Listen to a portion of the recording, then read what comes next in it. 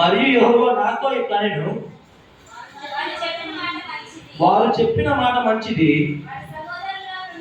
వారి సహోదరుల నుండి నీ వంటి ప్రవక్తను వారి వరకు పుట్టించాను. చూడండి, చూసారు ఎవరి నుండి? వారి సహోదరుల నుండి. వారి సహోదరుడు అంటే ఎవరు? వారి సహోదరులు నీ వంటి ప్రవక్తను, మనలోనే మన వంటి ప్రవక్తను పుట్టిస్తారన్న మాటను ఇశ్రాయేలు ప్రజలు నమ్ముతున్న రోజు అది. వాళ్ళందుకే ఆదరణ కొరకు కనిపెట్టుకొని ఉన్నారు. చూడండి, అపోస్తల కార్యములు 5వ అధ్యాయం 31వ వచనం కూడా మీరు చదివినట్లయితే, అపోస్తల కార్యములు 5:31, ఇశ్రాయేలులకు మారు మనసును పాప క్షమాపణను దయచేయుటకై దేవుడు ఆయనను అధిపతిగాను రక్షకుడుగాను తన దక్షిణ హస్త బలము చేత హెచ్చించి ఉన్నాడు. చూడండి, చూసా పిల్లరా, ఎవరికి మారు మనసును పాప క్షమాపణ దయచేయుటకై దేవుడు అధిపతిగాను రక్షకుడుగాను తన దక్షిణ హస్త బలము చేత హెచ్చించి ఉన్నాడు. సహోదరి సహోదర, వారి లేఖనమును ఆదరణగా వాళ్ళు కనిపెట్టుకుంటారు. ఎవరి కోసం? రక్షకుడి కోసం. ఒక రక్షకుడు వస్తాడు, విమోచకుడు వస్తాడు, ఈ బాధ నుంచి మమ్మల్ని రక్షించు, వాడు వస్తాడు అని చెప్పి వాళ్ళు ఇశ్రాయేలు ప్రజలు ఆదరణ కొరకు కనిపెట్టుకుంటున్నారు. వారిలో మొదటిగా మన సీమోను ఇశ్రాయేలు ప్రజలు అందరి ఆదరణ కొరకు కనిపెట్టుకుంటున్నారు. మరి ఆ రక్షకుడు ఎవరు? ఆ రక్షకుడు ఎవరు మనం చూసినట్లయితే, చూడండి, మత్తయి సువార్త 1వ అధ్యాయం 21వ వచనం మీరు చూసినట్లయితే, ఆమె కుమారుని కనెను,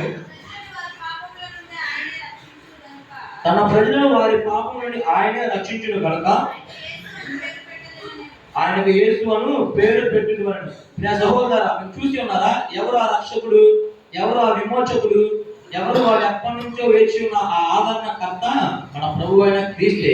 ఆ రక్షకుడు వాళ్ళు ఎప్పటి నుంచో వేచి ఉన్న ఆ విమోచకుడు, ఆ ఆదరణకర్త ఎవరో కాదు, మన ప్రభు అయిన క్రీస్తే. చూడండి ఏముందో, తన ప్రజలను వారి పాపముల నుండి ఆయనే రక్షించును. మనందరం ఎవరు ప్రజలు పిల్లరా? ప్రభు యొక్క బిడ్డలు కదా. మనందరము ప్రభు యొక్క ప్రజలము. తన ప్రజలను వారి పాపముల నుండి ఆయనే రక్షించును.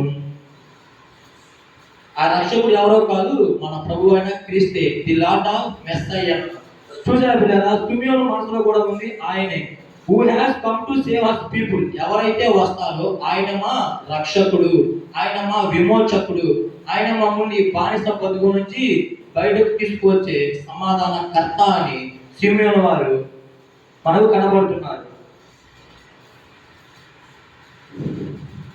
ఆదరణతో కనిపెట్టుకుంటున్నాడు. మనం చూసినట్లయితే యేసుక్రీస్తు ప్రభువారికి కూడా ఒక చక్కని పేరు ఉంది పిల్లల. పాత నిబంధన గ్రంథంలో యెషయా గ్రంథము 9వ అధ్యాయం 6వ వచనం మీరు తీసినట్లయితే, ఏలయనగా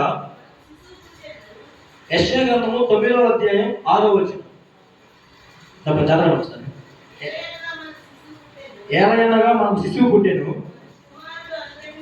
మనకు కుమారుడు అనుగ్రహింపబడెను, ఆయన భుజం మీద రాజభారం ఉండెను, ఆశ్చర్యకరుడు, ఆలోచనకర్త, బలవంతుడకు దేవుడు, నిత్యుడకు తండ్రి, సమాధానకర్తకు అధిపతి అని. చాలండి పిల్లలు, చూసారు ఏంటి? సమాధానకర్త. ఇలా మనం చెప్పుకున్నాము. ఇప్పుడు ఇశ్రాయేలు ప్రజలకు కావాల్సింది ఏంటి? సమాధానము, తీర్పు తీర్చేవాడు, వాళ్ళ బాధ నుంచి బయటకు తీసుకువచ్చేవాడు. ఆ సమాధానకర్త కూడా ఎవరు? ఆయన కూడా మన రక్షకుడే, ది లార్డ్ ఆఫ్ మెస్సయ్య. ఆయనే మన ప్రభు అయిన క్రీస్తు సమాధానకర్త. వస్తానే సమాధానాన్ని తీసుకువస్తాడు. మీరు చూడండి, లూకాసు వార్త 2వ అధ్యాయం 25వ వచనంలో మనం చదువుకున్నట్లు, పరిశుద్ధాత్మ అతని మీద ఉండెను. చూడండి, లూకాసు వార్త చూడండి, పరిశుద్ధాత్మ అతని మీద ఉండెను. సహోదర, పరిశుద్ధాత్మ మన మీద ఎప్పుడు ఉంటుంది? మనము కూడా నీతిగా జీవించినప్పుడు, మనం కూడా సీమోను వలె భక్తిపరులుగా ఎదిగినప్పుడు మన పైన పరిశుద్ధాత్మ ఉంటుంది. ఇక్కడ పరిశుద్ధాత్మ అతని మీద ఉండేను అంటున్నారు. అంతేకాదు, చూడండి 26వ వచనం కూడా, అతడు ప్రభు యొక్క క్రీస్తును చూడక మునుపు మరణము పొందడని అతనికి పరిశుద్ధాత్మ చేత బయలుపరచబడి. చూసారు ఎంతటి చక్కని వరమిచ్చి ఉన్నారు. అతను ఎంత నీతిమంతుడైతే, అతను ఎంత హృదయ శుద్ధి గలవాడైతే, ఆయన ఎంత భక్తిపరుడైతే ఆయనకి వరమ కలిగి ఉన్నది. లోక రాక్షసుని చూడక మునుపు చనిపోయాడంట. ఎవరు? మన సీమోను. ప్రియ సహోదరులారా, ఇప్పుడు నీవు నేను కూడా సీమోను వారి నీతిపరులుగా ఉన్నామా? ఒక్కసారి ఆలోచన చేయండి. భక్తిపరులమై ఉన్నామా? ఇప్పుడు మనందరము ఉన్నాము, ఇశ్రాయేలు ప్రజలు అందరూ ఉన్నారు, కానీ సీమోను ఒక్కడే వాళ్ళ ఆదరణ కొరకు చూస్తున్నాడు. ఎందుకు? ఆయన నీతిపరుడు కాబట్టి. ఇప్పుడు అందరూ ఉన్నాం, అందరూ డైరెక్ట్ చర్చికి వస్తాం, కానీ మనందరం ఆశీర్వాదాలు పొందుకోగలుగుతామా? ఎందుకు పొందుకోలేకపోతున్నాం? మనకు ఏదో ఒక ఆపుతుంది. ఏంటిది? మన పాప క్షమాపణ మనం ఒప్పుకోలేకపోతున్నాం. మనము కూడా సీమోను వలె నీతి పరులమై ఉండి భక్తి పరులమై ఉన్న ఎడల మన పైన కూడా పరిశుద్ధాత్మ ఉంటుంది. మనము కూడా యేసు ప్రభువు గొప్ప లక్షణాలను మనము చూస్తాము. చూడండి ఏమంటుంది ఇక్కడ, లోక రక్షకుని చూడక మునుపు సీమోను చనిపోడని చెప్పి మనకు లేఖనము సెలవిస్తుంది. అంతేకాదు 26వ వచనంలోని లాస్ట్ నైట్ చూస్తే ఆత్మవశుడై అతడు దేవాలయంలోనికి వచ్చాడు.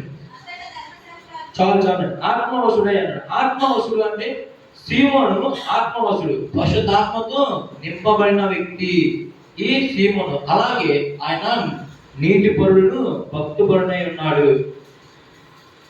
సహోదరి మనకు ఈ లేఖనములో నీతిగా బ్రతికిన వ్యక్తిగా, దేవుని యందు భయభక్తులు కలిగి నా వ్యక్తిగా మనకు సీమోను కాపాడుతున్నారు.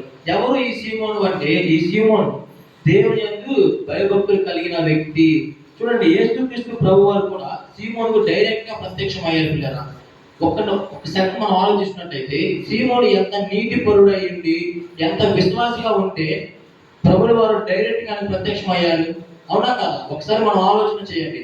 ఆయన ఎంత నీతి పరుడు, భక్తిపరుడు ఉంటే కదా ఆయన పరిశుద్ధాత్మతో తన పాపం తాను ఒప్పుకొని నీతిపరుడుగా భక్తిపరుడుగా ఉన్నాడు. కాబట్టి ఆయనకు మన ప్రభుల వారు డైరెక్ట్ గా ప్రత్యక్షమయ్యారు. పైగా అక్కడ మన యేసు ప్రభు వారు వచ్చి ఉన్నారు. తిలాటో మెస్సయ్య ఆయనే అని కనుగొన్నది కూడా ఆయన ఎత్తుకుని ఆయనను